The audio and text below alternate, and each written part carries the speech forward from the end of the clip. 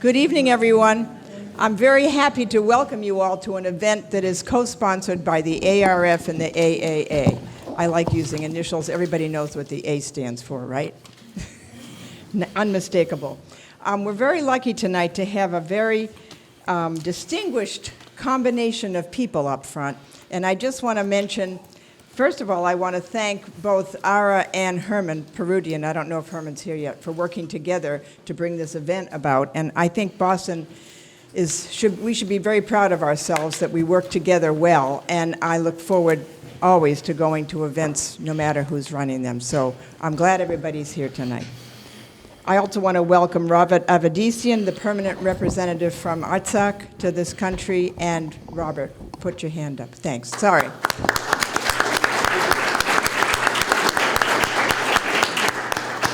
We welcome you in our midst. And I am very happy to introduce both of these people. I'll introduce Ara first, because then I will introduce Ed, the subject here. And Ara, I was very impressed with what I read of your bio, because you emphasized, you emphasized how much you've learned from the people that you've worked with. And I think that means that you listened a lot. And I'm emphasizing listening, because I think listening is a skill that we all would benefit a lot from, and it's not easy for us to do that sometimes. So thank you for how you characterize yourself and where you think your values have come from. And he is Associate Professor of Orthopedic Surgery at Harvard Medical School. And should I go on about your... I'd really like to, actually. I will later to you. And Ambassador Djerejian is indeed a jewel that we now have in our midst in the Armenian community in Boston.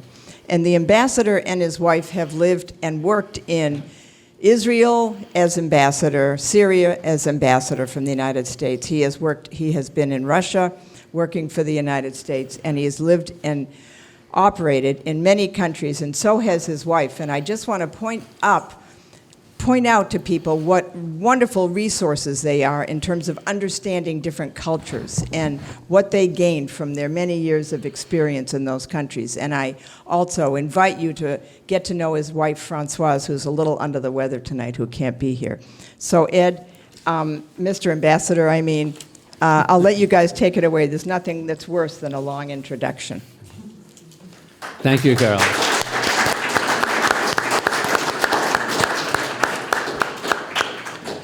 Should we go? Yep. Ladies and gentlemen, I would like to welcome you all to tonight's event. A few basic housekeeping rules to start with. Kindly please turn off your phone ringers. And we'll have a Q&A section at the conclusion of the event. And all guests participating via Zoom, please submit your questions via the chat feature. And all of the guests that are present here, please raise your hand. And also, please do try to keep your questions brief. Thank you. Today, we're honored to host Ambassador Edward Djerejian for a conversation on the occasion of the 108th anniversary of the Armenian Genocide. This year's anniversary has taken on a much more urgent tone given the more than 4-month-long blockade of Artsakh by the Azeri regime, an act of ethnic cleansing conducted in brazen disregard for the rule of law and in full view of the international community. Today's discussion, the Armenian Genocide Continuum, Deir ez-Zor yesterday, Artsakh today, reflects on 130 years of pain and suffering inflicted upon the Armenian nation by her enemies through continuous campaigns of violence, trauma, fear, subjugation, and attempted extermination, all manifested in the loss of 2/3 of our population, loss of land, loss of wealth, destruction of thriving communities, destruction of world heritage, all towards one objective, the murder of a nation, a sentiment articulated so vividly by Ambassador Morgenthau. Starting with the Hamidian massacres in 1896, when tens of thousands of Armenians were slaughtered by Ottoman forces, and continuing with the Armenian Genocide of 1915 through 1923, first murdering Armenian intellectuals and community leaders, culminating into the massacre and forced deportation of over 1.5 million people through the killing fields of Deir ez-Zor and elsewhere. The Armenian people have faced a long history of violence and persecution. The demise of the First Republic in 1920, followed by the Varlik-Vargisi tax campaign in 1942, and the Constantinople Kristallnacht in 1955, 55, are but a few examples of how the Armenian people have been deliberately targeted and oppressed over the past decades. Michael Reynolds captures Turkey's intentions to annihilate Armenians and to suffocate any thought of an Armenian nation in his book, Shattering Empires, The Clash and the Collapse of the Ottoman and Russian Empires. Writing to Halil Pasha in May 24, 1917, Talat Pasha expressed his opposition to the idea of an Armenian government in any form. And I quote, "I am absolutely not in favor of the Armenians establishing a government. A small Armenian autonomous government will 5 years later become a 5 million strong Armenian state. It will dominate the Caucasus, and it will become the Bulgaria of the East.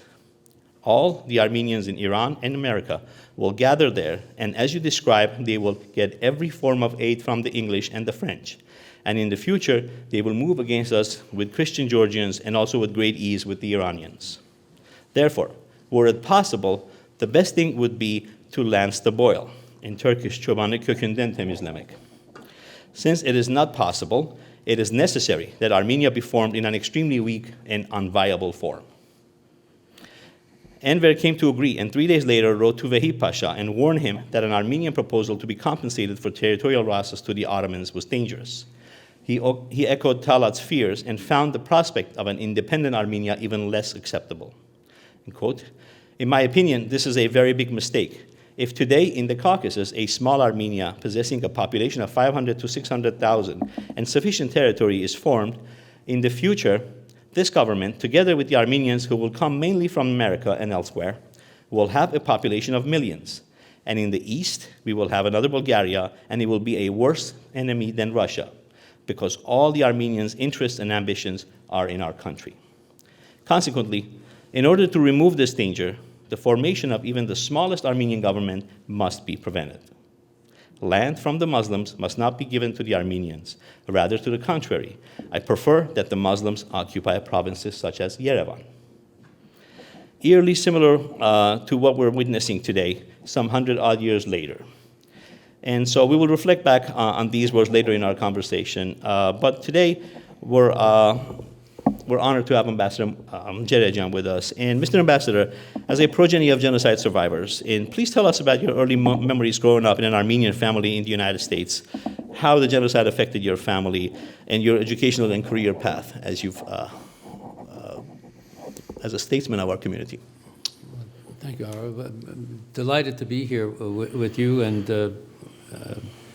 on the special occasion of commemorating the 108th anniversary of the genocide.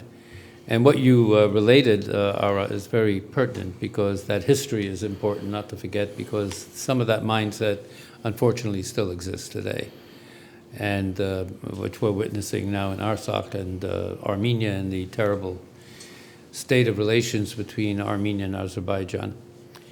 But as a first-generation Armenian born in New York with my brother, it's interesting, my father emigrated through Ellis Island like so many of our parents did, victims of the genocide, losing their parents, orphaned, and but he came to Watertown. And he established a little grocery store in Watertown. And he actually originally came here thinking that he'd go to Cornell and study agriculture, but there was the economic situation and he had to earn a living. He was a terrible businessman. Every business he started failed. Not a very Armenian trait. To the contrary, Armenians are such successful business people that in any case, he eventually moved to New York, and my brother and I were born in New York. We spoke Armenian at home. It was the first language I learned.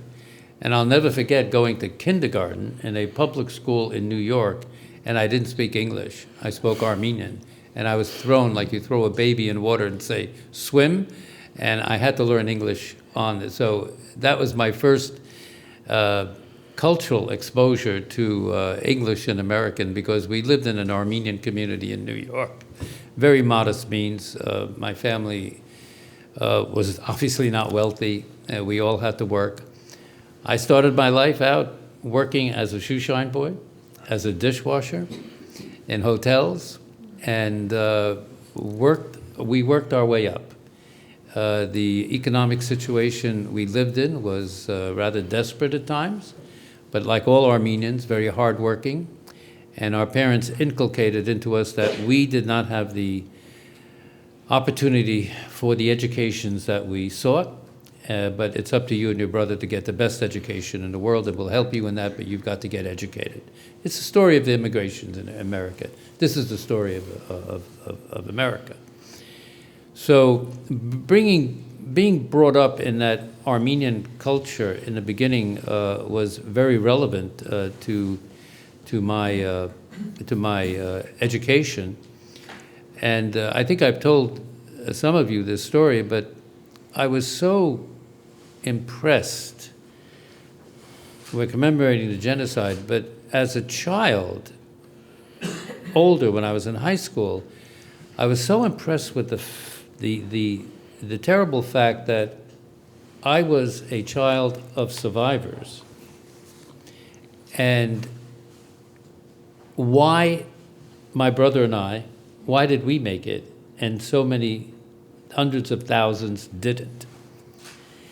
And that this was not an intellectual exercise because I was too young, but it was sort of a psychological exercise. And I said, I've got to give back to this country that gave safe haven to my mother and father.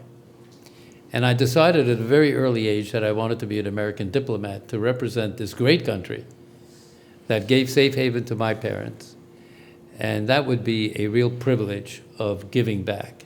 And so that's how this affected me. And I went to Georgetown University in the School of Foreign Service, and shall I repeat that story, Anthony, about, and some of you who have not heard this story, if my wife was here, she'd be kicking me because I'm repeating a story. But Georgetown University is the first Roman Catholic university in America. It was established in 1789. And a very prestigious school, great education, Jesuits are great teachers. But here I am, this New York Armenian American kid, my first year there, and we're filling out all these forms, registration forms as a freshman. And they had a form, again, Roman Catholics, and the form said, religious denomination. So I filled out the form, name, all this, and then they had a space about this wide to put your affiliation, your religion. Just enough to write RC, Roman Catholic. So I put AA. A week later, I am summoned by the Dean of Men, which was a terrible signal because this was disciplinary. Wonderful old Jesuit guy, had a red bulbous nose, a big drinker, and Father Powell, I'll never forget him. And I was shaking. I said, how am I going to tell my Armenian parents that I'm being expelled from Georgetown? You know, this was, so he says, sit down, my son. And he starts telling me about religion and the Catholic Church and how Georgetown is the first Catholic university in America and how I should take religious very seriously. And then he says, we were not amused that you put Alcoholics Anonymous down as your religion.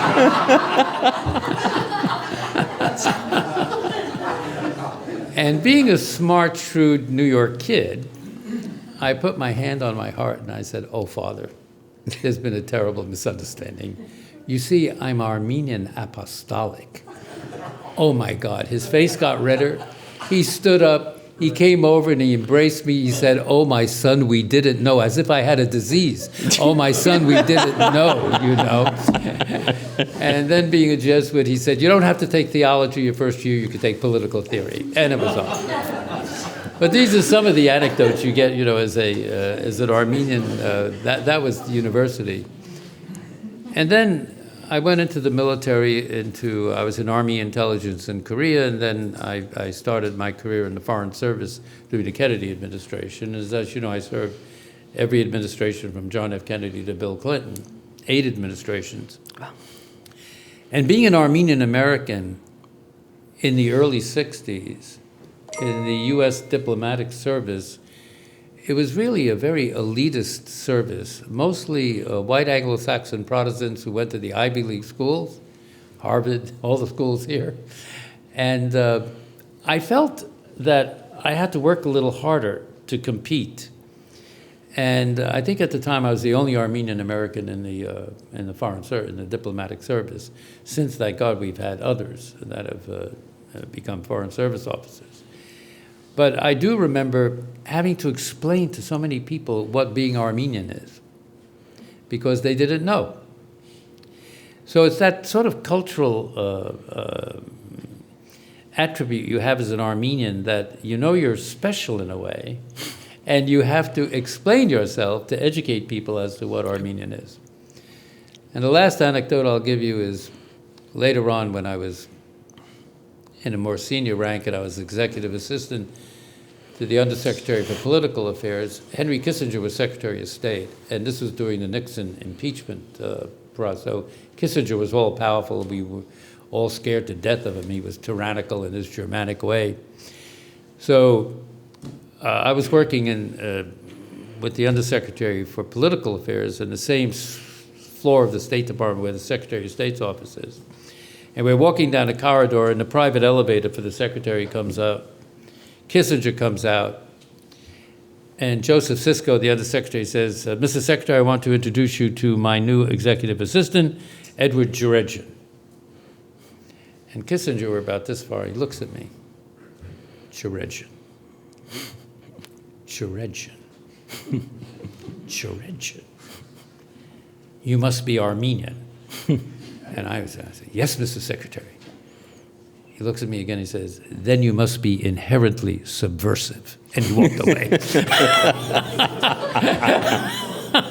Which is a bad joke for an Armenian. Why Armenians have this reputation? But, you know, Kissinger was very close to Etchevet. Etchevet was his student at college. So he knew much more about Turkey and the Turkish positions than, the Armenian position. But these are some anecdotes of how an Armenian kid, evolves into. So part of the subversiveness probably comes from Martin the Armenian, the first Armenian apparently in the United States. Yes. Who started a protest when he got here. So, That's right. That's why we're subversive. That's probably why. And so thank you for sharing those thoughts with us. And I wanted to delve into a little bit more into this, the discussion for today. And basically, we know that the Turkish and now the Azeri governments have continued to engage in actions that are clearly a part of a genocide and ethnic cleansing. And this, include the destruction of Armenian cultural monuments and sites, such as the destruction of the Armenian cemetery in Nakhichevan, which, by the way, I've seen that as a child. I saw, I was born and raised in Iran, so across from the Artsakh River, I've seen that actually, where that was. So it was a travesty to see that. And sort of the ongoing erasure of Armenian presence and heritage in Turkey through this, willful destruction, assimilation, and, just marginalization of our community. So all of these have been sort of part and parcel of who we have been as Armenians. And despite these challenges, a new Armenian republic actually rose from the ashes of the First Republic in a similar fashion, against all odds, and despite the harshest of conditions, saddled with the aftermath of the Spitak earthquake, the fall of the Soviet Union, and the devastating effects on the country's economy, and the First Artsakh War. So, so to speak, born from the ashes, but really in a terrible time. And sort of at this point, obviously the United States government established diplomatic relations with Armenia, and initially they got it right, and they had enforced the Section 907 to stop the Azeris, the U.S. direct aid to Azerbaijan in response to their blockade of Armenia. And however, the loophole was created to allow for the U.S. presidents to bypass this waiver, and something has been in effect since 2001. So, Mr. Madison, could you tell us what your experience on the U.S.-Armenian diplomatic relations over the years, and the waiver of the Section 907, and could you shed light on some of the role that different players in Washington, State Department or whatnot, might have played in this process? Well, in my positions, I was not in the European affairs and did not deal directly with the Armenian position, but obviously I was involved in a secondary way throughout my career. And my advice was sought by Secretary Baker, by Colin Powell, and others. And I can say that in terms of the Armenian issues, the Azeri issues, the Turkish issues, I saw high-level involvement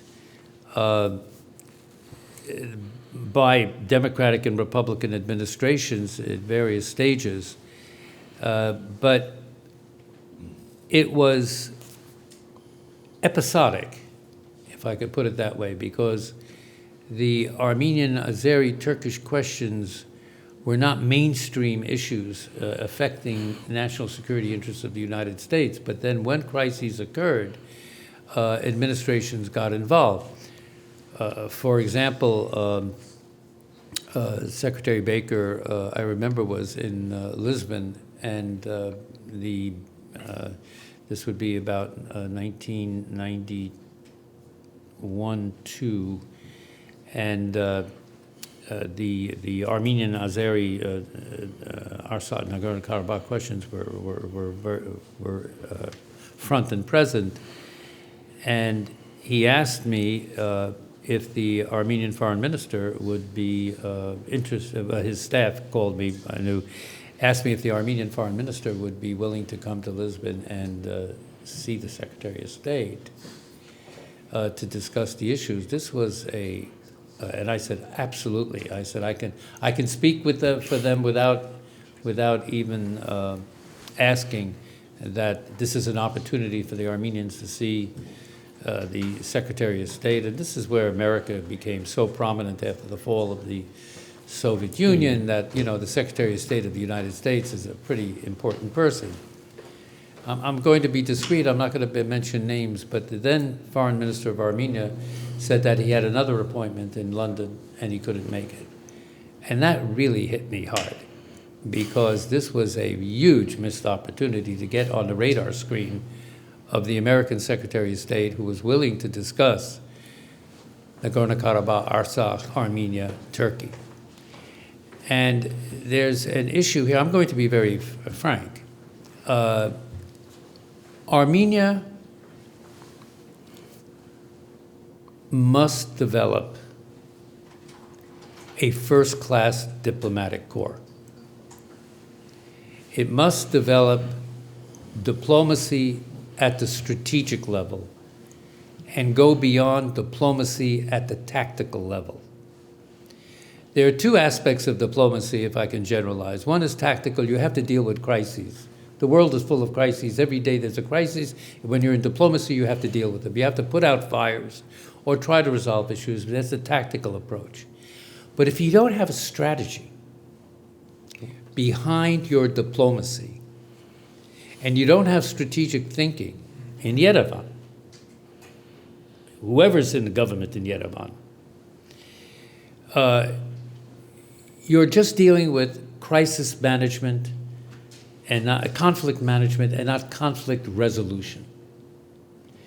So, one, Armenia has to develop its diplomatic corps, which takes a lot of leadership. And it must come, frankly, from whoever's prime minister of Armenia at the time and the foreign minister.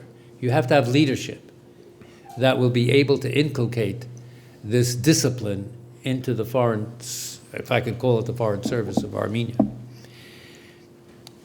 But in order to be effective, Armenia needs a strategic doctrine. If you don't know where you're going, any road will take you there. But if you have a political horizon and you have a strategic doctrine, as a country I'm talking about now,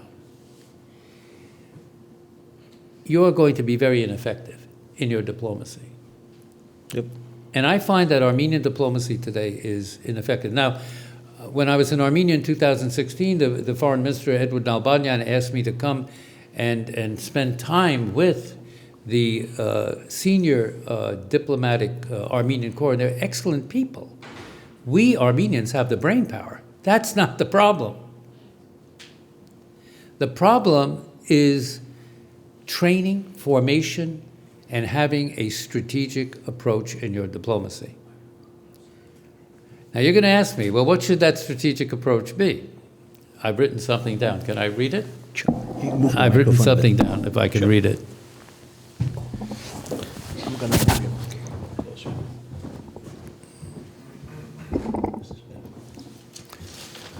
Let me share this with you. The challenge for Armenians in Armenia and in the diaspora is to work together to ensure that Armenia builds its domestic capacity,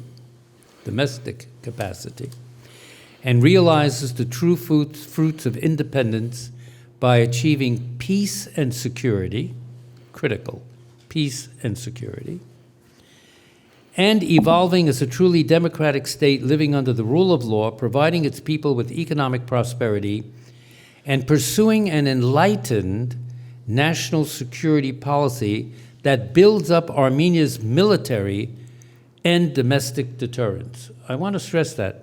It's not only military deterrence, which is sadly lacking, and Armenia has to build up its military deterrence, because if it doesn't build up its military deterrence, it is going to attract adversaries to invade or attack Armenia. It has to build up its military deterrence and its domestic deterrence. What do I mean by domestic deterrence? Education, educating its people, developing its economy. And then, at the same time, it has to build a foreign policy that maximizes Armenia's potential to be a cultural, economic, commercial, high-tech, and democratic center in the South Caucasus. Armenia is part of the South Caucasus.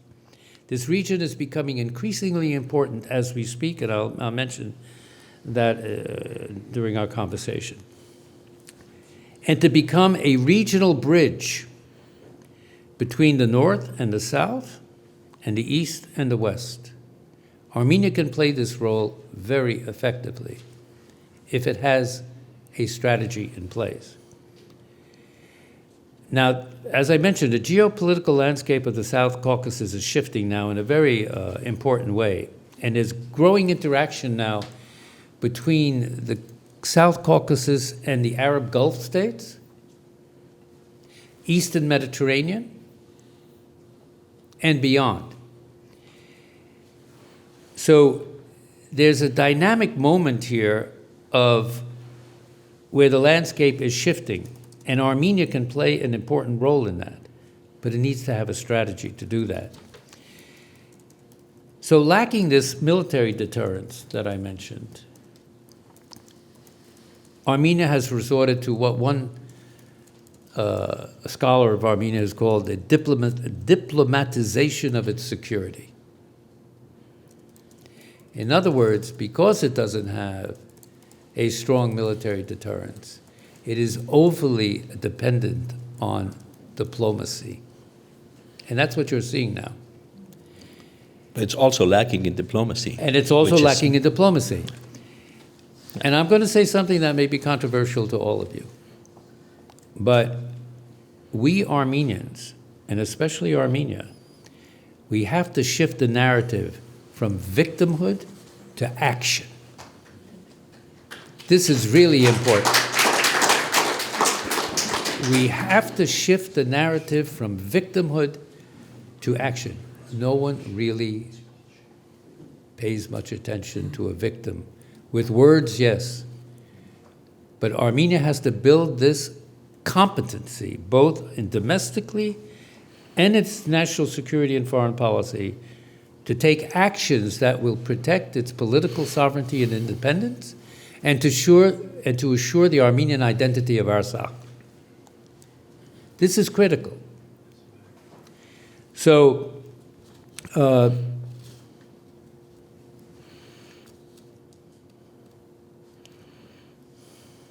I think also we have to put into the equation, and this also is controversial, what is the role of the Armenian church? The Armenian identity is very close to the Armenian church. I remember when I was a diplomat in Moscow, at the American Embassy in Moscow during the Brezhnev era, I was very careful not to visit the Armenian Soviet Socialist Republic until my last year, because they had a KGB agent following me everywhere. He was Armenian. We got to be good buddies. He was everywhere, and following me around because they were so worried. Because I became head of the political section in the American Embassy in Moscow, but I was so worried that I was going to foment Armenian nationalism in the Soviet Union, so the Armenian Republic, the Soviet Republic, would break away from the Soviet Union. So they were following me all over. I had no intent to do that. That was not our policy. But our last year, I went to Armenia.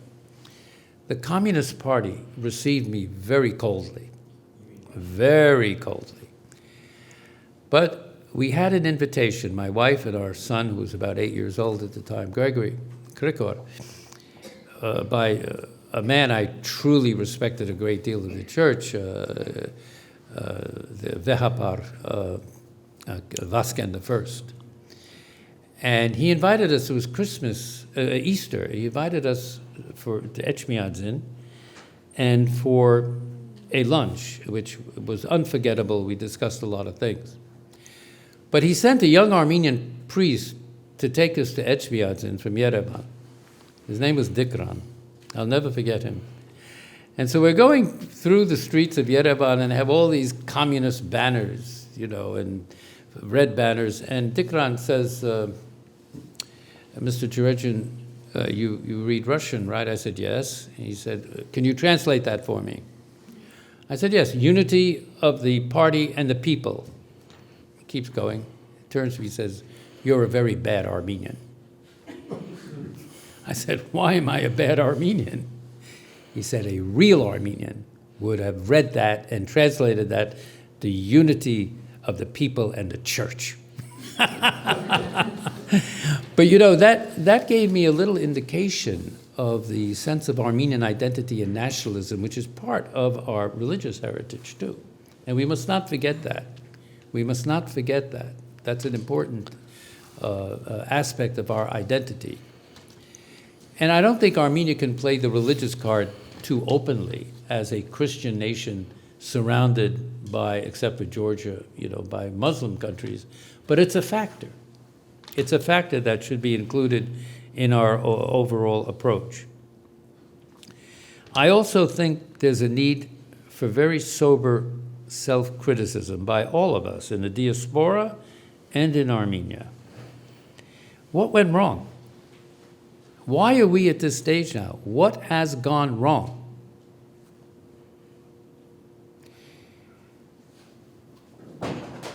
I gave a talk about 10 years ago in Glendale, and I got a lot of criticism for that speech because I advocated that this was the time for Armenia to move diplomatically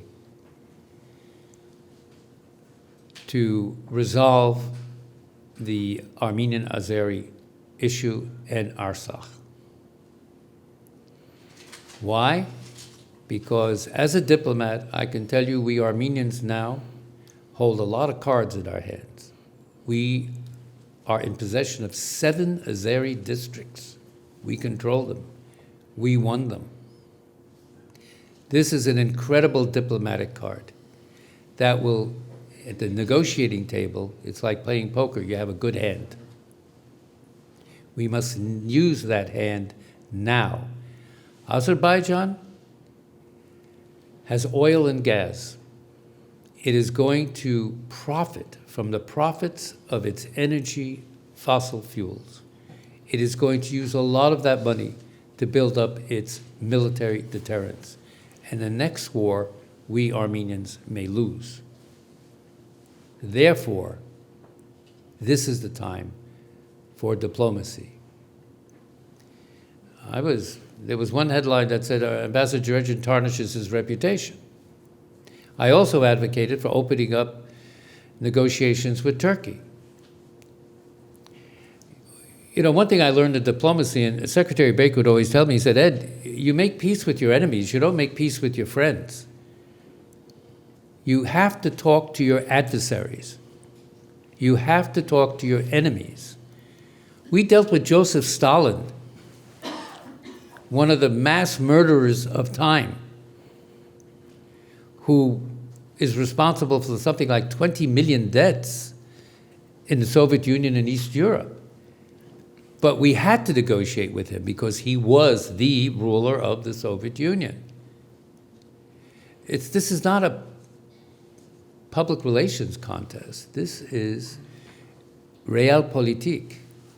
We have to deal with the Erdogans and the Aliyevs of this world, no matter how badly their positions have been, and they have been bad, and you've alluded to them. I mean, there's what do they call it? Armenphobia. There's Armenphobia.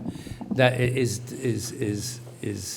it's vile, it's racist, and it has to be called for what it is. And Aliyev stokes this. On the one hand, he puts one face on negotiations. On the other hand, he stokes this enmity toward Armenians for the reasons we know, for his own diplomatic ends. Excuse me. But also, I think that he has serious political opposition within Azerbaijan, and one of the simplest devices of autocrats is find a foreign policy crisis that will unite your people and that will deflect from the problems you have with your own people on human rights and democracy and the economy that they have in Azerbaijan. So he is using this Armenphobia for his own political ends internally and externally. Now, we Armenians have to recognize what's going on and basically devise our policies that can counter the effects that this Azeri policy is having, because he is having some success. The Azeris pay a lot of money for public relations, especially in Washington and in other capitals. They have some of the top lobbying firms. They're very effective. Because they have the money, they can bring people who are effective. Armenians probably don't have the assets they do, although I think what the Armenian Assembly, what Anka is doing, I mean, I think you all are responsible for 907, right? Bravo. And that was good. But we have to do much more. Yep. We have to do much more. So sometimes we Armenians are not too good at self-criticism. Shad habardenk. Shad habardenk. But self-criticism is very important. Carolyn Mugar said, she talked about listening. If I can synopsize what good diplomacy is, it's first to listen before you open your mouth. First, listen to your interlocutor. Learn what your interlocutor's position is fully, almost even better than he or she knows themselves. Make that effort at the beginning. And only then begin to inform your interlocutor of your position and then try to persuade him to your point of view. If you determine that there's common ground, build on it. If there is no common ground, then you have to realistically say, what do we do? Is it military action? Is it sanctions? Is it isolation? What is it? But this is the art of diplomacy. And this is what we Armenians should be doing. Both, again, I say, not only in Armenia, Ara, but also in the diaspora. So the other thing I'm going to say is we must not succumb to revenge and perpetual hate like Aliyev is doing. We have to be better than that. Or to make maximal demands without the political and military means to back them up. Let's not make demands that we can't deliver on. Then we're not serving our people. We will be sacrificing our people. So let me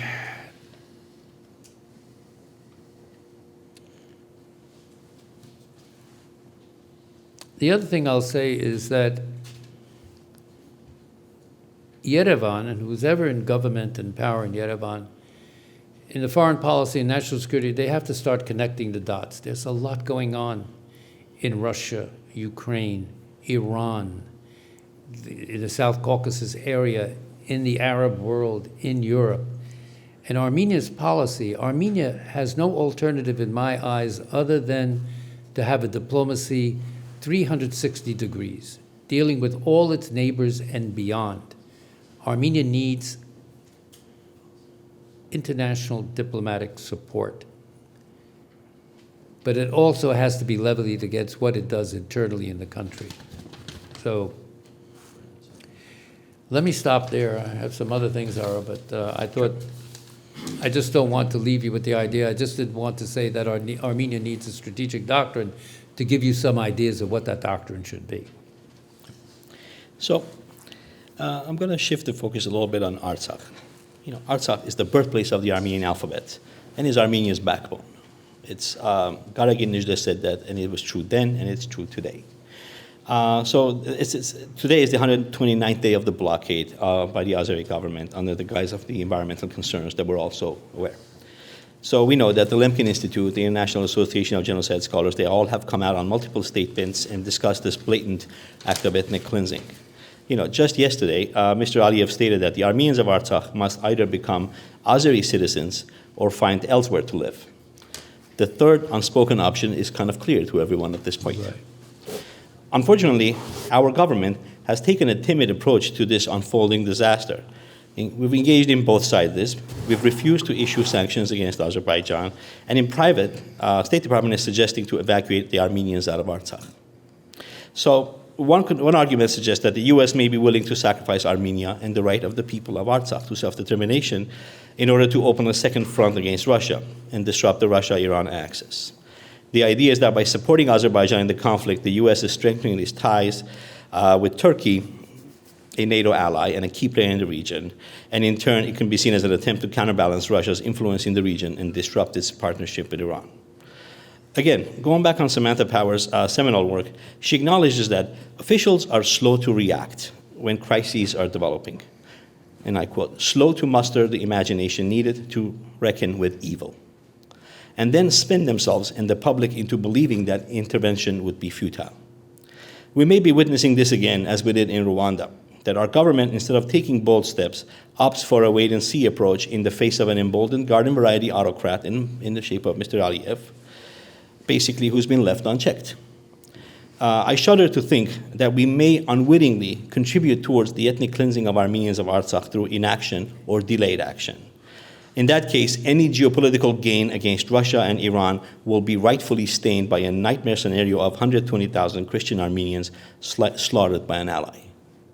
So this is far removed from the vaunted concepts of democracy that we espouse and our stature as a beacon of hope. So, I'm an immigrant myself, so there is something about this country that is special. And but when you see this, if you were advising the State Department in this situation, given this scenario, what would you do? What would be the approach to work the situation out in a way that, because we've gone to a point that Mr. Aliyev is basically thumbing its nose at Secretary Blinken. It's a bit much, and whether I'm not going to go into details, but ultimately, if you were to advise State Department how to negotiate out of this, negotiate a path that does not result in slaughter of Armenians, does not result in them being uprooted from their homeland and have the right to live on their ancestral homelands, how would we accomplish that? Well, I think the Armenian approach, both from Yerevan and in the diaspora, should be the following. if you want to get the United States government to enact policies along the lines that you're indicating, to be more bold, you have to help convince whatever administration is in power in Washington, Republican or Democratic, why is it in the interests of the United States government to pay attention, number one, to the South Caucasus, to get involved in the Armenian Azeri equation and Artsakh, and to get involved in any future evolution of Turkish-Armenian relations. First, we have to get the attention of Washington that this serves the interest, the national security interests of the United States. Put values aside right now, because Armenia is a democracy, which is important, but let's just talk about the realpolitik. So the first approach, I think, of the Armenians in Washington and diaspora is defining why it's in the interest of the United States to get involved in the South Caucasus. Because if you're sitting in Washington, and I've been there, I've been at high levels, middle levels, the world is a mess. There are all sorts of priorities that Washington has to deal with. Yep. Right now it's China, it's Ukraine, other issues. But why is it important for America to get involved in that? That's the first step, Ara, that I'm talking about, to answer your question. The second thing is to be more specific. Once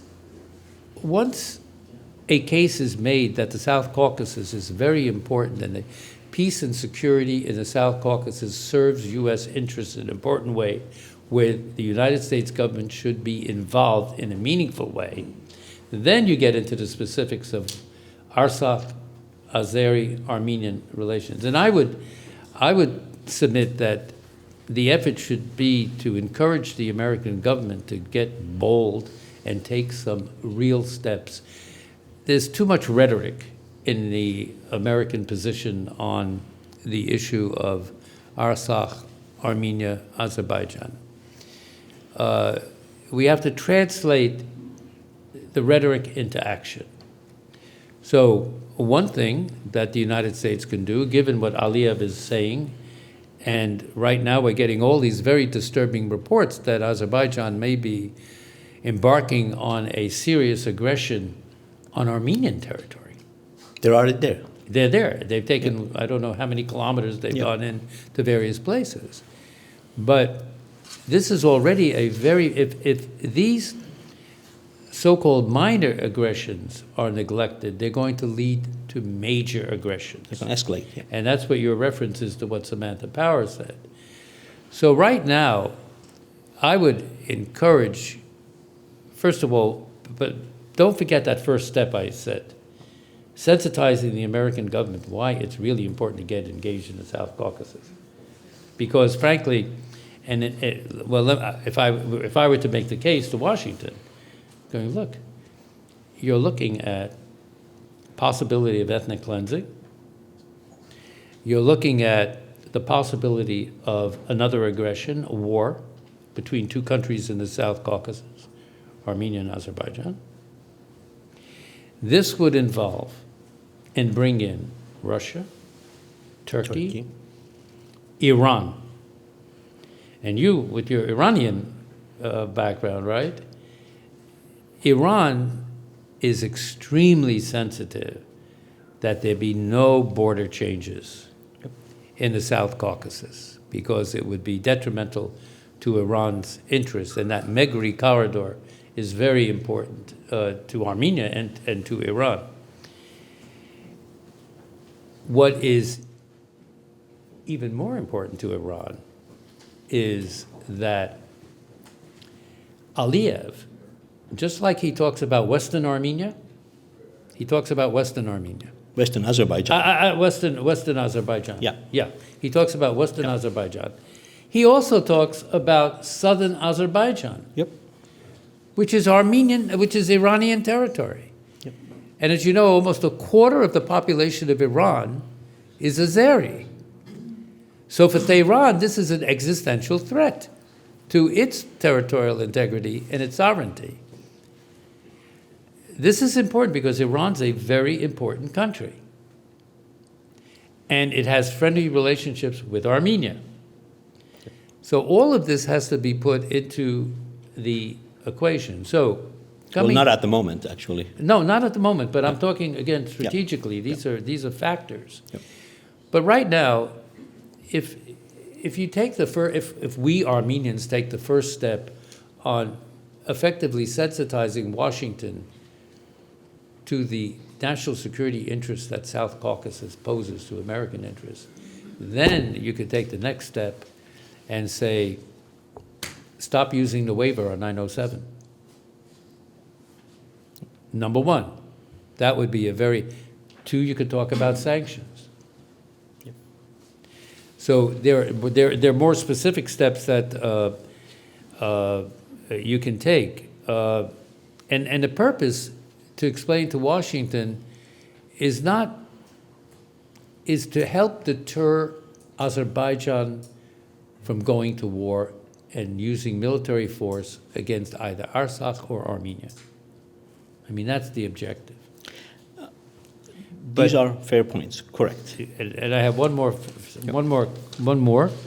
which is, I think, given the fact that Russia has proven to be a very unreliable ally, it's very important still for Armenia, the peacekeepers, don't get me wrong, but, Putin is playing both Armenia and Azerbaijan for Russian interests, sells arms to both. Armenia gets more favorable terms. The Azeris have to pay full price, but it sells arms to both. Yep. And Russia's interest is to be the godfather of the South Caucasus. Yep. So Russia has its own interests in it. But the important thing here is that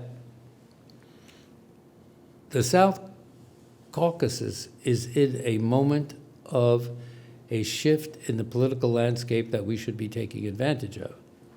So in that context, what I think another thing is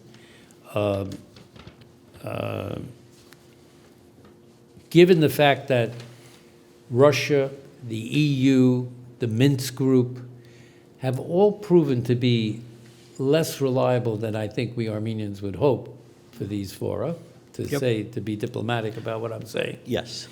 Is perhaps elevating this issue to the United Nations, to the United Nations Security Council, to the United Nations General Assembly, and we already have the ICJ court Ruling on the blockade of Lachin corridor.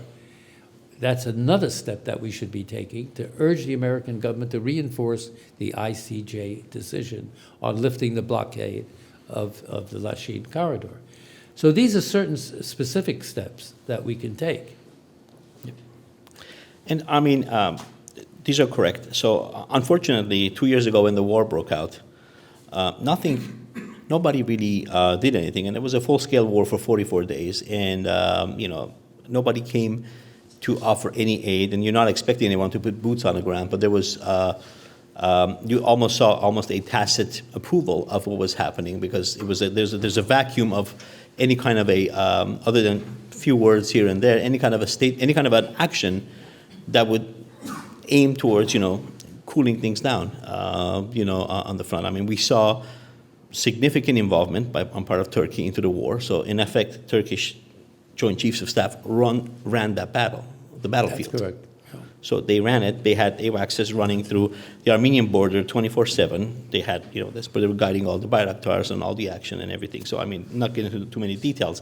But unfortunately, that sort of, we didn't see anyone step up. So the trouble is now, if something were to happen now, how would we expect would be to have anyone to step up and to do something about this? It's very problematic, I have to be honest with you. Yeah. Very problematic, to be honest. That's why there's this phrase I call the diplomatization of Armenia's policies. It's when you see the Armenian government constantly appealing to others to come and It's a bit sad, isn't it? save the situation. Yeah. That's why I say we have to make this transition from victimhood to action. And that's really important. And I think Armenia will be more respected if it takes a bolder stance on these issues. But the sad reality is that its military deterrence has been eroded. And it's going to take years to bring that back. Well, there's many factors that are involved, that are affecting that at the moment, yes. Right. So that, we have to build that up. But again, what is critical is looking at the long term, is building up the domestic, I talked about education, high tech, the economy, and the military deterrence of Armenia, and concomitantly developing a strategic doctrine for Armenia's diplomacy, and then moving on both fronts. This will take some time, but if we just continue the way we're continuing, I think our position in Armenia and Artsakh is going to be eroded. Yep. And I have to be frank about that, because we can't be foolishly idealistic. Look, Armenia and Artsakh are in a very precarious situation now. This is a precarious moment. And I think it's pathetic that even the concept of ethnic cleansing of 120,000 people, if they are left, it's so hypocritical of Aliyev to say they will become Azeri citizens and enjoy all the rights of our people, when he visits a museum, an atrocious museum with Armenian Effigies of the soldiers. effigies, and when we've seen various things. Now again, we have to rise above that, we Armenians, but the fact of the matter is we cannot depend on just words. Yep. And in that part of the world, Teddy Roosevelt said, carry a big stick. In that part of the world, that's essential, because the notion of rising above doesn't get as much traction. No. So this fundamentally is an issue, and we're at a rather asymmetrical situation right now. But the Turkish-Azeri tandem is awfully strong. Azerbaijan selling Russian oil to the West. Right. Turkey selling Ukrainian grain. So they've figured out how to play everyone in this process. And they're belligerent, and everybody's turning a blind eye. And we have few cards at our possession to play at this point. So there are many, yeah. There are many factors that are adversarial to Armenia and to Artsakh. And we haven't mentioned Israel, but Israel's relations We'll with touch upon that too. Azerbaijan are based on arms sales. Yep. The Israelis sell sophisticated arms and all sorts of equipment to Azerbaijan, and they get oil from Azerbaijan.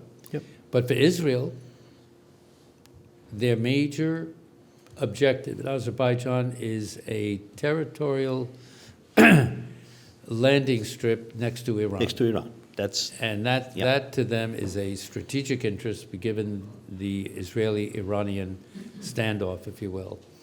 So these are all factors that work against the Armenian and the Artsakh cause. Yeah. Again, if we analyze all these things correctly, there are ways of countering this. But I go back to my original thought. You have to have a strategic approach that connects all these dots, and not just helter-skelter, react to one crisis here, react to another crisis here, react to another crisis here, and say, please help me, help me. Yep. So, I'm going to touch upon some of these ICJ issues that you talked about. So while the United States supported the self-determination of Kosovo, it has yet to see fit for have the same principle to apply to Artsakh. And the only way that Kosovo ruling stood was because the United States put its might behind it. So that's a simple fact. And actually, the way that, if you think about this, the 2020 war that was imposed by Azerbaijan and their brutal acts of fear and humiliation and barbarism, and we've all seen the pictures and the videos of the things they have done, has actually significantly strengthened the case for external self-determination for Artsakh. If the pogroms of the late 80s and the first Artsakh war did not clarify sort of the Azeri stance on Armenian lives, their brutality during the last 2 years and sort of must have removed all doubt from this process. Going back to the open-air museum that they have when they take their children over there to see the Armenian soldiers and the war loot and things of that nature. And so all of these sort of, and this whole concept of self-determination is a rather new concept. It's something that has been going on for the past 30 years or so. And during this span, it has evolved quite a bit. There's precedents, there is some court rulings, there are some cases that have been successful. So let's assume that Artsakh applies to the ICJ for external self-determination because they are in a precarious situation where they're not able to maintain their lives in the setting that they have. So they have to be extricated from the mother state that they're part of it, even though Artsakh has never been part of an independent Azeri republic at any shape or form. No, it was an autonomous oblast. So it has, yes. And so if you're looking at external, remedial secession, based on the evidence and the significant, progress that has been made in this area, let's assume the ICJ makes a ruling in favor of Artsakh, which they did on the issue of the lodging corridor. What will it take for the U.S. to take a morally defensible stance and recognize and put its might behind the ICJ ruling? It would take a lot. It would take a lot of advocacy on the part. Well, first of all, it would be a factor that the U.S. government would have to take into consideration very seriously if the ICJ took it. Yeah. So that's on the plus side. Then it would be important for the Armenian government to advocate that the United States support this ruling, and I would say the diaspora to get behind it, and to try to influence the outcome. But it would take a lot of political effort. But that is an interesting option. We should have done this 2 decades ago. Well, let's not get there because that's a sore point. We should have done a lot 2 decades ago. That's what I'm trying to make that point without sounding like we're experts looking backwards and saying we should have done this because we're in 2022. But I can say what I was analyzing in 2011, 12, we spoke and no one listened. No one listened. On the issue of Artsakh again, I'm going to ask a question that's a bit sensitive, but it truly means to kind of sort of. You mean your other questions were not sensitive? So we could argue that James Baker, along with John Sununu, former governor of New Hampshire, basically they've done as much as anyone to steer U.S. foreign policy toward a more Azerbaijan-centric, Azerbaijan-friendly position. Mr. Baker is a true statesman and a diplomat, and he founded the U.S. Azeri Chamber of Commerce, and both him and Mr. Sununu. Are you sure of that? Yeah. I know Sununu. I fact-checked it. And they're both part of the board of the Anglo-Asian Mining Company. This is the mining company that is formed. I don't think that's accurate. It is. I don't think that's accurate. But in any case. It's online. Okay, well. Yeah. It's they're listed. So you're very close with Mr. Baker. So in this process that you've as part of the founding director of the Baker Institute, did you come across any of these things? Was there opportunities for you to affect any change in this process, or to? No, I'm surprised by what you found online, but frankly, I can tell you when. About 5 years after I became the founding director of the Baker Institute at Rice University, I asked Mr. Baker, I said, I'm interested in doing some shuttle diplomacy between Baku and Yerevan. And he said, absolutely, that's very important. And he supported me 100%. So what I did is I put together a very small team involving Armenians and representatives of the AJC, the American Jewish Committee, and I even brought my son as a note-taker, which shocked the Azeris, by the way, because when I was in Baku with my son, they said, we're very impressed by the fact that you brought your son with you, then I began to worry.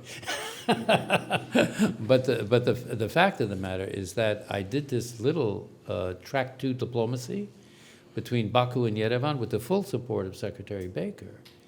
And then, we didn't succeed. It was, I dealt with the top national security advisor of the president of Azerbaijan at that time, and other diplomats, and then in Yerevan with the president and the prime minister, the president of Armenia, and a very wealthy Armenian lent me his private plane so I could do Baku, Yerevan, Yerevan, Baku, and then had to go through Moscow. And it was, we made a little headway. But I give you that anecdote because Baker was fully supportive of a negotiated settlement, and he was very sensitive to the Armenian and to the, and also, he's a statesman. He balances the Azeri interests, the Armenian interests, as I have to do, in order to come to a settlement.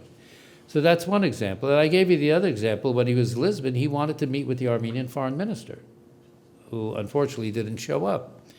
And then Colin Powell, I was on very close with friends when he was Secretary of State.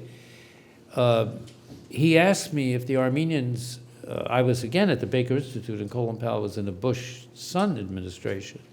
And he asked me if the Armenians would be interested in, he said the president is willing to dip his toe into the Armenian-Azeri Nagorno-Karabakh issue. I said, absolutely, I think you should try to do it. I encouraged him to do it. And they did it. That was Key West. When you had Kocharian and his Azeri counterpart, and that was the first proximity negotiations, which means they didn't meet face-to-face, but they met through the American intermediary. They were in the same building, and the American intermediary was passing the messages directly to each other. Now, we see Aliyev and Pachinian meeting face-to-face, so that concept has changed.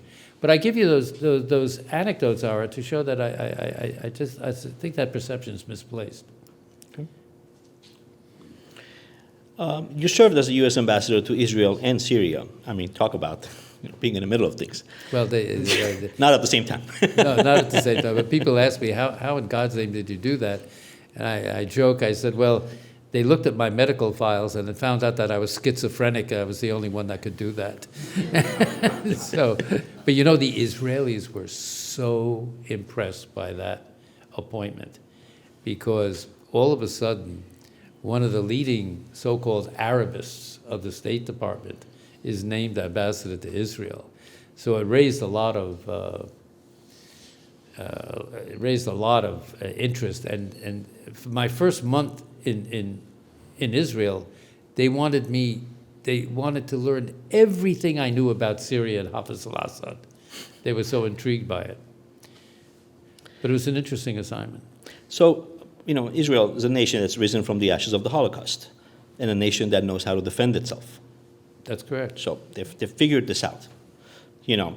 And going back to the World War II and the policies of our government to not let Jews in and only let those who are past the age of procreation and all these things, while, you know, and there were people such as Varian Fry at the State Department and other folks that, you know, really went beyond the call of duty and, you know, saved thousands of Jewish lives, including Franz Werfel, Marc Chagall, right. Some notable people that you know, got to live and the world got to, you know, bask in what these people had accomplished. And I think these are important. These are really important concepts. But unfortunately, and actually most unfortunately, Israel has never really acknowledged the Armenian genocide.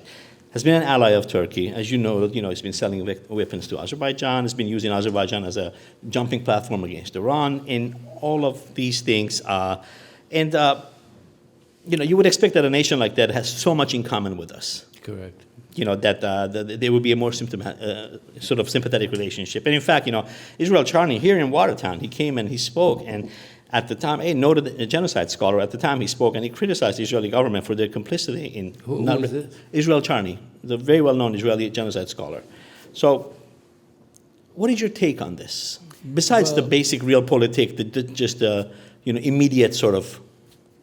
Well, I'm just as disturbed as you are by this really when you think of it, as you mentioned, Israel, well, we know what Raphael Lemkin, when he coined the word genocide in 1944, a lot of that definition came from his studying the Armenian genocide and what he was witnessing in Nazi Germany. So here's a Polish Jew who coins the word genocide. Much of his data collection was based on the Armenian genocide, which then didn't have a word. It was the massacre of the Armenian people by the Turks, the Ottoman Turks or the Young Turks. And it's such, in my eyes, it's always been such a aberration, if I can use that word, that Israel wasn't one of the first countries in the world to recognize the Armenian genocide. And the reason for that, and I can say this now, I'm out of government, but when I was in Israel, I had a big argument with Shimon Peres on this. And I said, you know, he was foreign minister. I said, Mr. Foreign Minister, I said, I cannot believe. I said, Israel was born from the Holocaust in many ways, and you don't recognize the Armenian genocide. I mean, it's a work. He didn't have an answer. He said things, but what I realized, even before that conversation with Shimon Peres, what I realized is that Israel's policy on these issues is sheer realpolitik. Because you remember in the early years, after the formation of Israel, it's surrounded by hostile Arab countries. So the policy of Israeli governments was, since we're surrounded by Arab enemies, let's build ties to the countries around the Middle East that are important that we can build ties with. So Turkey. Yep. One step removed. Yeah. One step removed. Ethiopia. And at the time of the Shah, Iran. Yep. So that was the beginning of their policy, you see. And their what they call their strategic relationship with Turkey and now with Azerbaijan, because especially under Bibi Netanyahu, who is the staunchest advocate in Israel for decisive action against Iran, including military action. That to the Israelis, the Azerbaijan card is just too valuable to play or to give away in respect to human rights and a moral decision, which Israel, in my eyes, should take. Yep. So this is the stark reality of realpolitik in the world. And again, we Armenians have to analyze these things. You know, it's not an emotional thing. It's not a. Again, you have to face the realities and then build up your policies based on these realities, or you'll always be on the back foot. So, as we're wrapping up, I'm going to go back to remarks that I made early on with Enver Pasha and Talat. And, Mr. Aliyev hosted an Ottoman-style celebration in Baku in December of 2020 after following the victory in the Second Artsakh War, and laid claims to Yerevan, Syunik, and Gegharkunik provinces of Armenia as historic Azeri lands. This event, which included hundreds of Turkish elite soldiers, also presented Mr. Erdogan with an opportunity to elaborate on his expansionist vision, further reinforcing the grand pan-Turkic visions of his ancestors. So Mr. Erdogan concluded his remarks by stating, "Today, may the souls of Nuri Pasha, Enver Pasha, and the brave soldiers of the Caucasus Islam Army be happy." He said, of course, in reference to the perpetrators of the Armenian genocide, keeping in mind that these are the sentiments of a 21st century leader of Turkey. Mm-hmm. So not much has really changed in the past 110 years. And so we all know who Enver Pasha was. Nuri Pasha was his brother. He led a force into Baku in 1918, massacred 10,000 Armenian civilians in Baku. So it's obvious that the genocidal tendencies of the Turkish Azeri kingdom have not really subsided over the past 100 years. And if anything, they've become more emboldened by opportunistic geopolitical considerations, regional plays, and by complete abdication of the responsibility of the Armenian government to protect its people and territory. So we're at a crossroads. The unthinkable sort of has befallen the Armenian nation, that basically the talking points of the Armenian government are seemingly indistinguishable from those emanating from Ankara and Baku. we have a problem in Armenia today, having adopted a posture that continuously acquiesces to our enemies for their demands for the exchange of vague wishes of peace and whatnot, and what that has not materialized, and it basically has only emboldened the enemy to ask for more. So we see this on a daily basis, unfortunately, now. So as we close, as you've mentioned, we need to change our posture. We need to change our thinking. And it's time for us that we come together as a nation. And the Armenian nation should always be Armenia, Artsakh, and the diaspora. That has been separated at the moment, which is something that Turkey played on this for about 10, 15 years ago. We were the bad Armenians in the diaspora because we were talking about genocide. The Armenians in Armenia were the good Armenians because they wanted to be friends. So they played this card well over the past 10, 15 years, and they've succeeded. If you think about knowing your enemy better than yourself, I submit to you that the Turks and Azeris know us better than we do. And this is one of the keys to the success.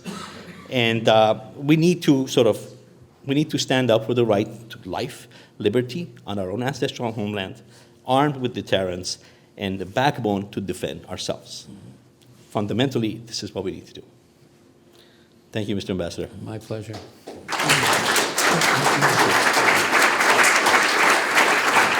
going to take questions? You going to take questions? So we'll take a few questions. We'll switch between the audience here and the Zoom audience. We'll start 1, 2, 3. First, second, third. Go ahead. Mr. Ambassador, this is the third time I've heard you present. Thank you very much. I want to ask you just a couple of quick things. I read your book, Danger and Opportunity. In it, you praised Kemal Ataturk, which he was a genocidist. He finished the genocide started by the Young Turks. Wondering why you praise a genocidist. How did I praise that? How did I? You said he was a great leader, kicked out the Europeans, etc. Nothing about how he. No, what I said. No. Please let me finish. No, but you're misinterpreting what I said about Kemal Ataturk. Let me make that clear. You didn't say he completed the genocide. That's all I care about. No. Okay. Second point. I was at Harvard 2 months ago when you spoke before 200 people. I asked you during the question and answer period about Turkey's support of ISIS. Turkey clearly has supported ISIS. Everybody knows it. It sent ISIS to Azerbaijan in 2020. You avoided the question completely. And I said, here's Turkey saying that Finland and Sweden cannot join NATO because they're terrorists. And yet Turkey supports terrorists. You avoided the question. Are you still in the State Department, sir? It's not. I think you're really misinterpreting my position, and you are, and you're. I just don't accept your interpretation of my positions, and you misinterpreted what I wrote in that book. Here's the book. Anybody can read it. Well, I would hope everyone would read the book and find out the truth. Okay, over there. The back? Yes, the lady. Yeah. Oh, okay. Thank you. And thank you for this evening. I have a question. One thing to recognize the problem is great. And my question is, because from here, wasn't anything done to send to Armenia those people who have experience, knowledge in you said in Armenia we don't have art of diplomacy. And wasn't anything done in so many years if we knew we have the problem in Armenia to help to solve it? Do you know? Let me repeat the question for the Zoom folks as well. Okay. So the question is that, obviously there was, as was alluded, there was needs for improving the diplomatic relationships, diplomatic abilities of Armenia. And had anything been done in the past 20 years or so towards this process? Is that? Yeah. There has been some efforts made in the foreign ministry in Yerevan.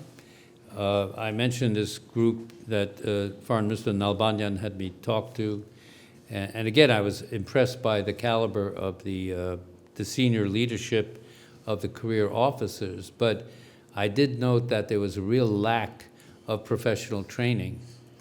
And they have instituted training programs for the Armenian diplomatic service. So that's the good news. They've instituted it, but I recently learned that the funding for that program has been neglected.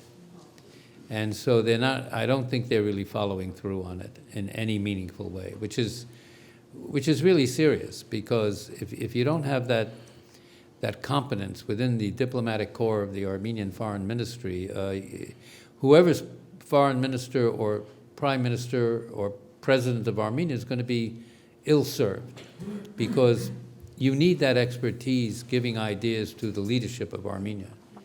So if that professional formation is not taking place, and I don't think it is taking place in an effective manner today at all, I mean, quite frankly, you can see the results. There's a question from Zoom.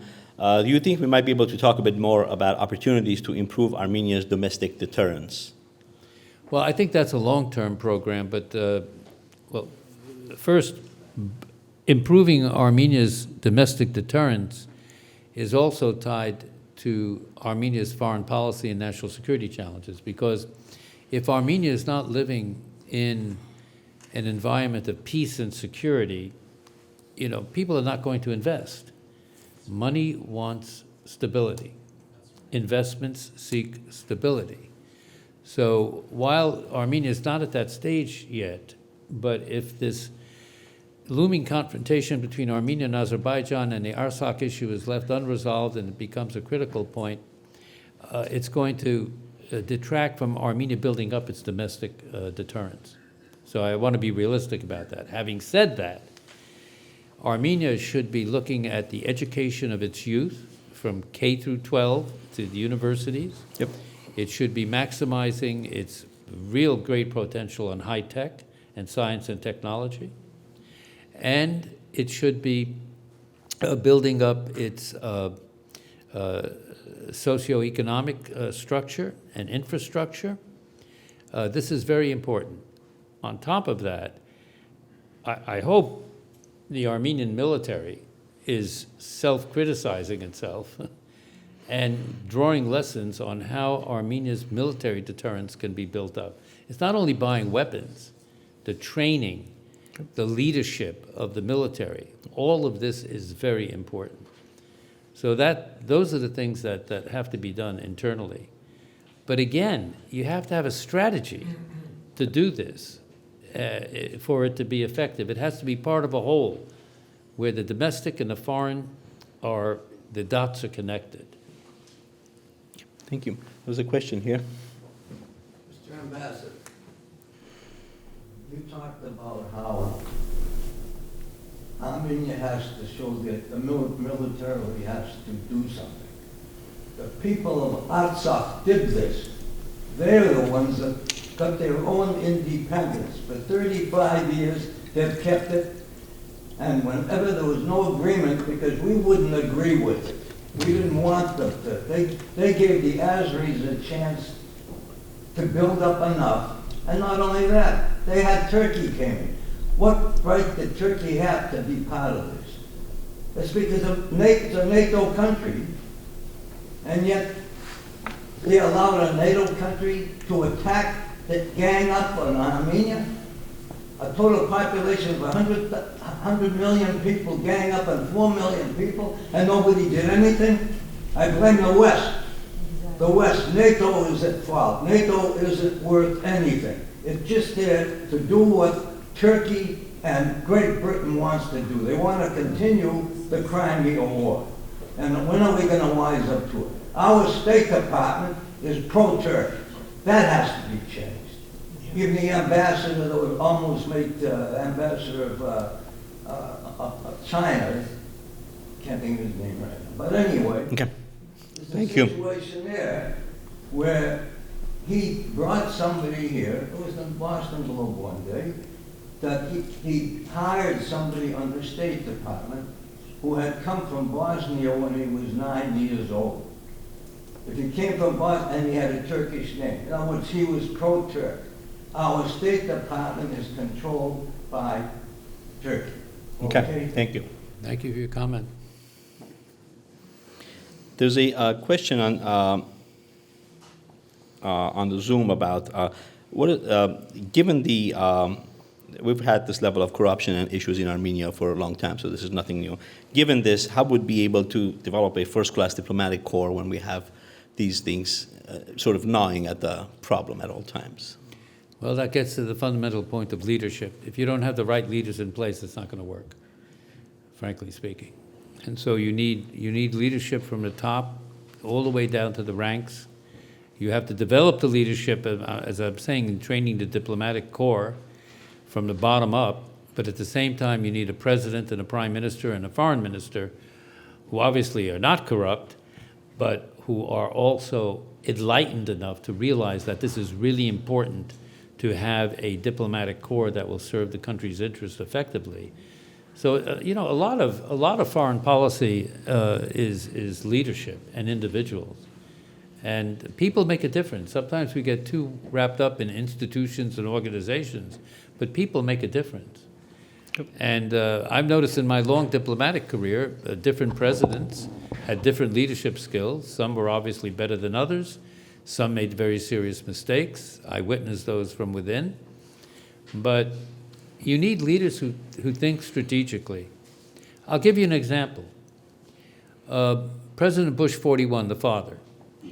So we build up this huge coalition, Desert Storm, to repel Saddam Hussein from his invasion of Kuwait. Because President Bush, and I was very close to President Bush and Secretary Baker, but President Bush, the Berlin Wall collapses, the Soviet Union's over, and the United States becomes the preeminent power in the world. That's beginning to shift now, as we know. But, and in the wake of this, Saddam invades Kuwait. So Bush says, we cannot allow this invasion to stand. In the post-Cold War era, we have to have the nations of the world respect international law and refrain from military aggression against the neighboring state. This has connotations to what we're talking about in Armenia and Azerbaijan and Artsakh. So we put together this coalition, and Baker did a phenomenal job in getting these countries together. And we knew we were not going to have a problem in defeating Saddam Hussein in Kuwait because we used the Colin Powell doctrine, overwhelming force.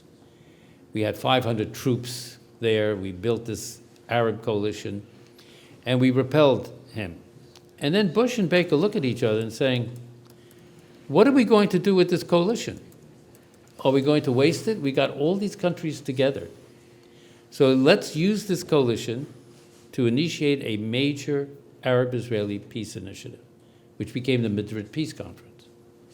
That's strategy.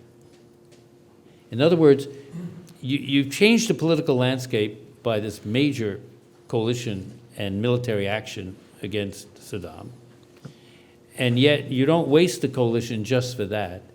You've changed the landscape and you use it for a major peace initiative, which was very significant. So that's the type, I'm trying to give you an example of where leaders can make a difference. We don't have those leaders in place today, in my view. We have a leadership deficit, almost globally. Yep. It's funny, you mentioned the Kuwait invasion, that so Secretary Rumsfeld probably had gone to Iraq at the time, and somehow Saddam Hussein had told him something. But I don't know what Secretary Rumsfeld's response was. Somehow Saddam had taken that as a blessing to attack Kuwait. No, that was a colleague of mine who was the American ambassador to Baghdad. Yeah. And she was following her standard instructions, which was the United States does not take a position on Correct, that's right. border disputes in the Arab world. She was just repeating her instructions, but Saddam took that as a green light. As a green light, yes. Yeah. Anthony, you have a question? I have a question, Ambassador. You talked about Armenians being the victim, and we have to turn that. Correlate that with your ambassador to Israel.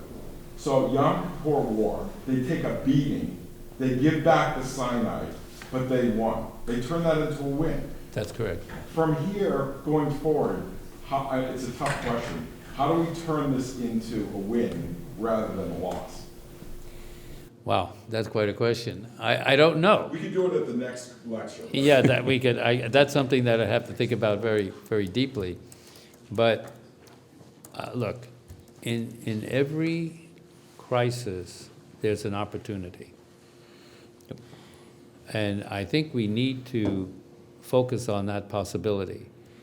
The crisis I just mentioned in the Gulf War, we turned that crisis into an opportunity akin to what you're saying about the Yom Kippur War. What we have to be looking at is, despite all the negative factors that we've been discussing tonight, and which are realistic, we're being realistic. Yep. But how do we turn this negativism into an opportunity is something that we should be thinking of.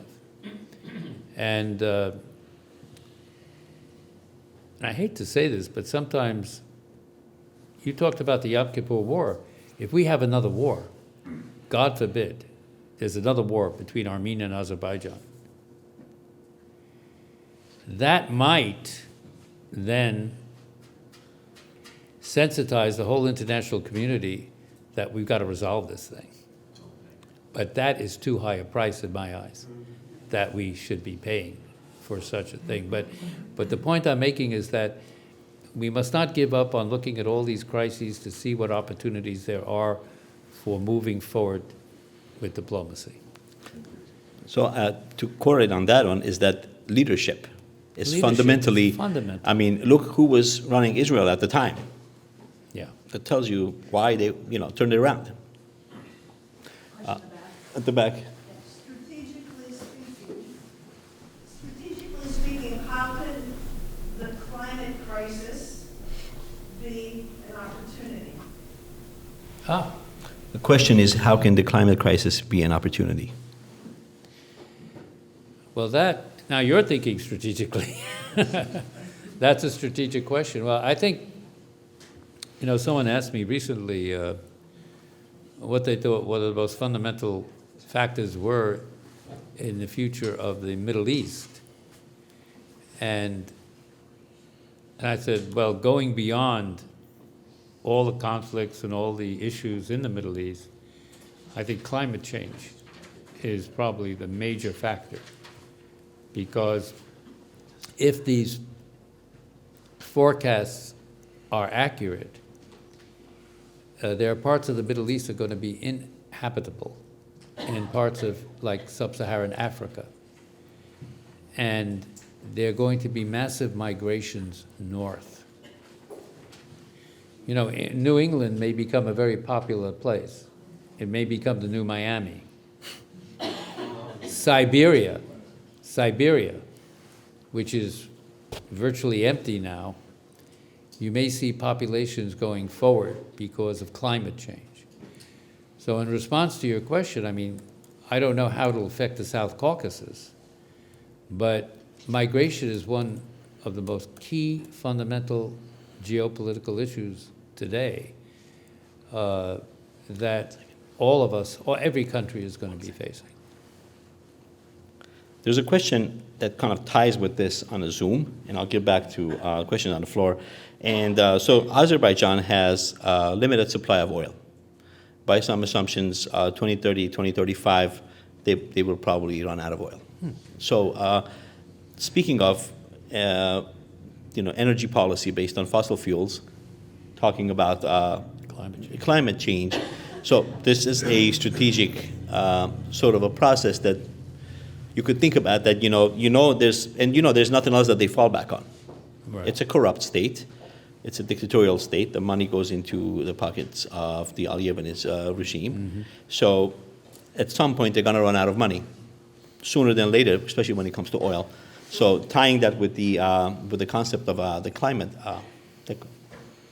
that's something that you could build on strategically. Well, that's a factor that should be looked in very clinically, because without oil, they're not going to be able to build up their military deterrence or offensive capabilities, because I think Azerbaijan is not,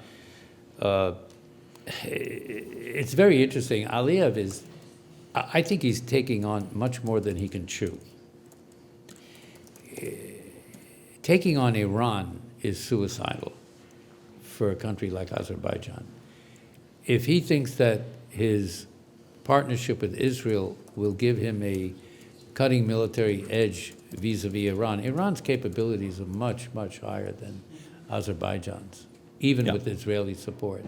Yeah. So, and as I said, for the Iranians, it's an existential issue. If he's thinking of southern Azerbaijan as he thinks of western Azerbaijan for Armenians, I think it's a strategic miscalculation. But I think he foments all of these. You talked about neo-Ottomanism, but this neo-Azerism, because he's got all these fundamental problems at home. And this is a basic way of his people saying, hey, we got all these Look at the shiny problems. object there. Yeah, let's forget about the problems we have here. Yeah. We have basic problems. Bad Armenians, yeah. But that, again, is something that, you know, should be a factor in the approach that countries like Armenia take toward Azerbaijan. Question? So there's a real existential crisis in Artsakh right now with blockade going on.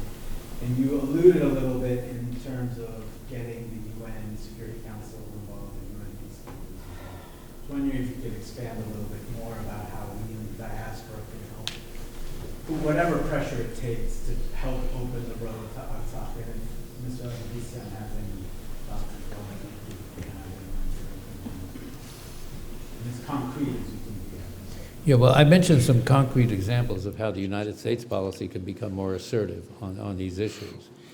And the reason I brought the UN in is because, let's face it, the Minsk process is like a lot of processes. Process for the sake of process many times doesn't get you to a negotiated solution.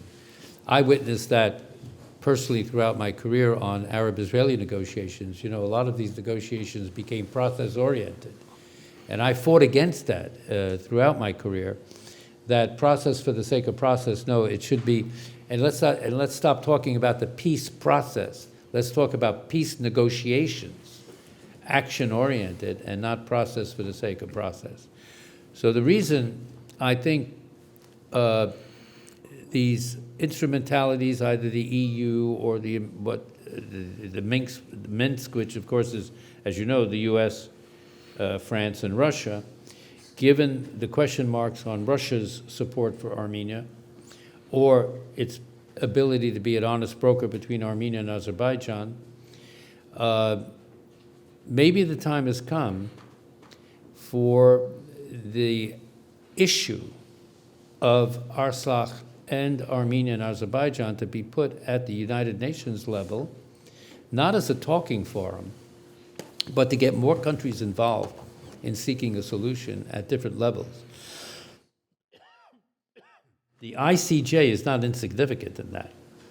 That's a first step. And I think bringing it even into the United Nations Security Council, where you'll have a Russian veto, a Chinese veto maybe, but the Chinese are hedging their bets on the South Caucasus because there's some relationship to the Silk Road, the Belt and the Belt Road. But I think because of the failure of the various fora to achieve effective and positive results on the issues we've been discussing, elevating it to the United Nations might be a smart move. But to do that, where the diaspora can come in is not only the diaspora in America, but the diaspora in France, the diaspora in Latin America, to advocate that the various countries in which there are Armenian communities, that they get involved in the UN in order to seek an effective solution in the South Caucasus. I mean, that's one way. That's one way if you're asking what the diaspora can do. That's one thing we can do. And that leads to the question of the Armenian diaspora. Is it just an American diaspora or a French diaspora based in Marseille? Or can it become a more effective collective globally, especially in Mexico and Argentina and other countries in which there are important Armenian communities? This is something, I don't know, this is not my brief. I'm not that familiar with with what the diaspora does in these specific instances, but I think it's time for us to look at the Armenian diaspora, not just nationally based in individual countries, but as a global entity. That's going to take a lot of leadership on the part of the diaspora to pull that off. I don't know if I answered your question, but that's... We're going to take 2 more questions. Are there any on the floor? And then. Mr. Ambassador, you spoke about Iran's strategic interests in Azerbaijan not gaining territory at the expense of Armenia or Artsakh. Why is it that it seems successive Armenian governments haven't taken advantage of Iran's position there to develop a closer strategic alliance against Azerbaijan?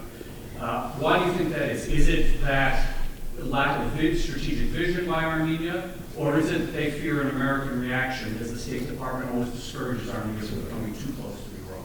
It's a good question. I think the latter. I think you've answered your question. I think the inhibition is that the Armenian government is concerned that Armenia may be sanctioned for dealing with the Iranians because we have all these sanctions on the regime in Tehran.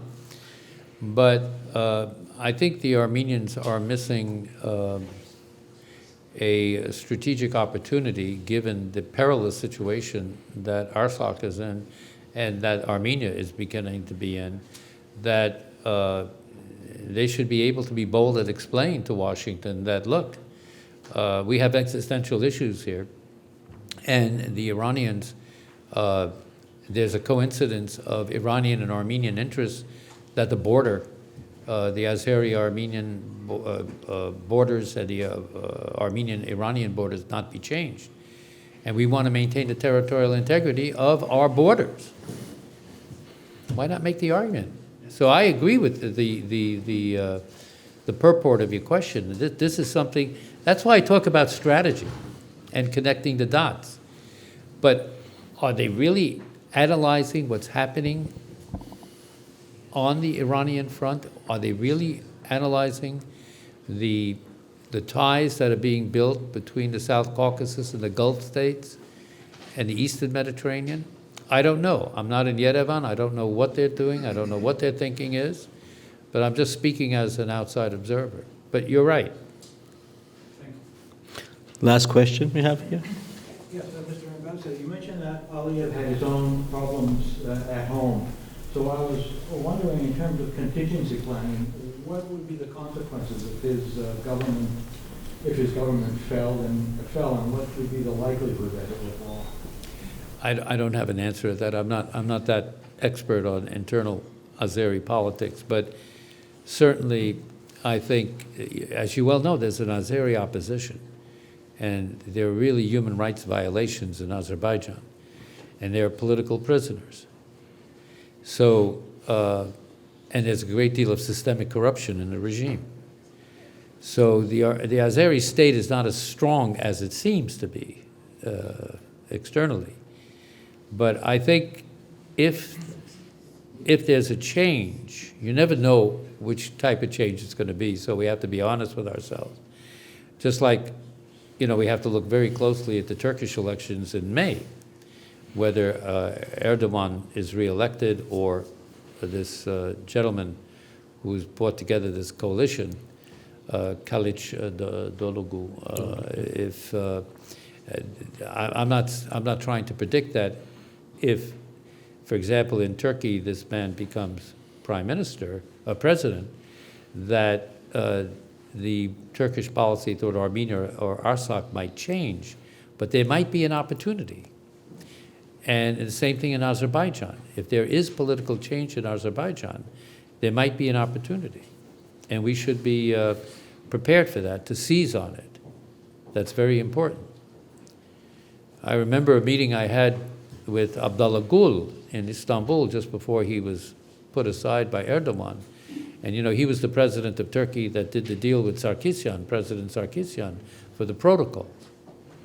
So, there are opportunities. In Turkish society, there's a very vibrant opposition.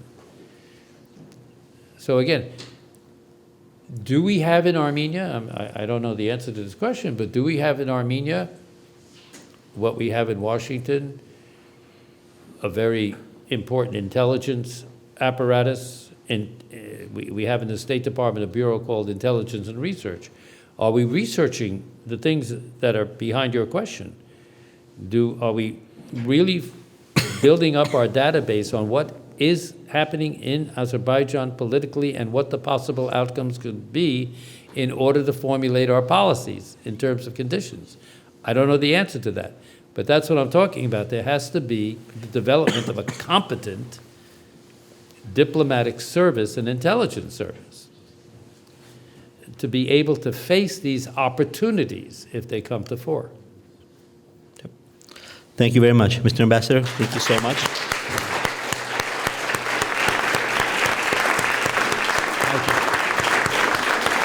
I'd like to thank all of our guests, both here and on Zoom, and also our partners, Armenian Assembly, in hosting this event. Thank you all, and good night. Thank you very much.